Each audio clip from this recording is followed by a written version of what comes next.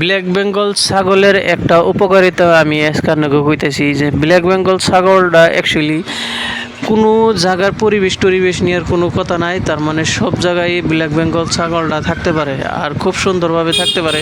আর black Bengal ছাগলের যদি আপনারা ভালো একটা জাতের আনতে পারেন তাহলে এই ব্ল্যাক বেঙ্গল ছাগলে মিনিমাম 2টা 3টা 4টা করে বাচ্চা দেয়। তো এটার প্রমাণ এই যে দেখতেছেন, এই যে এখানে একটা যে বগা মানে কালা ছাগলটা যে দেখতেছেন, এই ব্ল্যাক বেঙ্গল ছাগলের পেটে গুনে অ্যাকচুয়ালি 3টা বাচ্চা হয়েছে। ওই যে পিছনে দেখতে যে পারছেন যে খাসি আছে, পাঠা আছে আর পাঠি আছে। তো আপনারা যে এই ধরনের যে দেখতেছেন ছাগলগুলো অ্যাকচুয়ালি তার মানে একটা ছাগলের মানে 3টা ছাগল হয়েছে।